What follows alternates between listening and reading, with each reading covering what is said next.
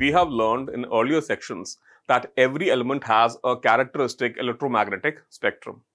So an atomic spectrum is the spectrum of electromagnetic radiation that is emitted or absorbed by an electron during transitions between higher energy levels within an atom. It is a series of bright and dark lines which constitute the spectrum, and these lines are called spectral lines. Now, atomic spectra can be of three types. We have the continuous spectrum, we have the emission spectrum, and we have the absorption spectrum. So what is the emission spectrum? Electrons get excited, that is, they move from a lower energy level to a higher energy level when they absorb energy. But then these excited electrons have to radiate energy to return to their ground state from the excited state, because the excited state is very unstable. So the spectrum of radiation thus emitted is known as the emission spectrum.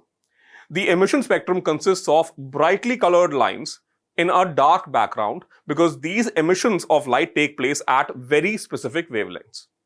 Now, what is the absorption spectrum? When electrons are in the ground state or the low energy state, they absorb energy to reach the higher states. An absorption spectrum is thus formed by the frequencies of light transmitted with dark bands when the energy is absorbed by the electrons.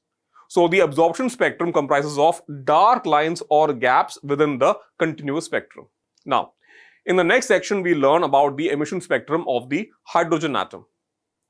Hydrogen is the simplest atom and hence also has the simplest spectrum.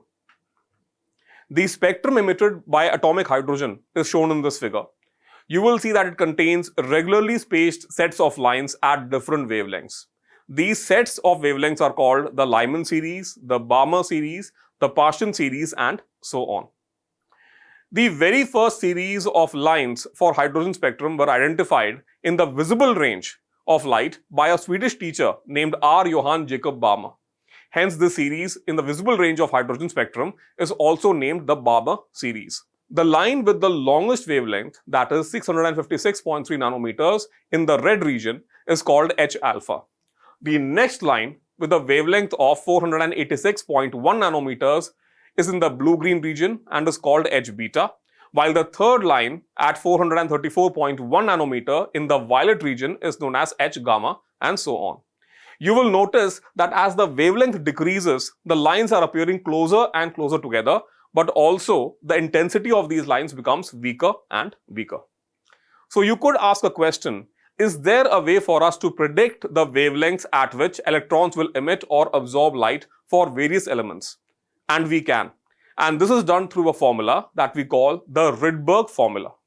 The Rydberg formula is used to calculate the spectral lines for various electron states in various elements. So the formula is 1 upon lambda is equal to R times Z squared bracket 1 upon N1 square minus 1 upon N2 square, where lambda is the wavelength, R is Rydberg's constant, Z is the atomic number, and N1 and N2 are the lower and upper energy levels respectively. Now, let's try to apply Rydberg's formula to the hydrogen spectrum. Different spectral series of hydrogen are obtained depending on the value of the lower energy level. For example, the Lyman series corresponds to a lower level of N1 equal to 1. So this is the lowest possible level, which means that the higher energy level N2 has to start at 2, 3, 4 and so on. Next we come to the Balmer series, where the lower energy level starts at 2. This logically means that the upper levels will have to start from 3, 4, 5 and so on. The Balmer series is what corresponds to the visible region of the hydrogen spectrum, which we can actually see with our naked eye. Moving on to higher levels, we come to the Paschen series, where N1 corresponds to 3, which means that the higher levels have to start from 4, 5, 6 and so on. You will notice that these are all integers because these correspond to discrete energy states of the electron due to quantization. Then we come to the bracket series, where N1 is equal to 4. So we know that the higher energy levels will start from 5, 6, 7 and so on.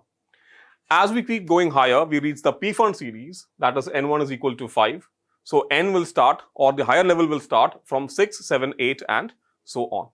So this formula gives us a way to predict the wavelengths for the emissions of electromagnetic radiation for just about any atom and any electron in that atom.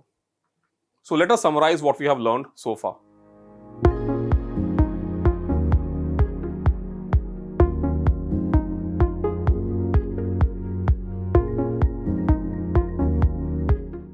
Manorama Horizon. Learning made simple.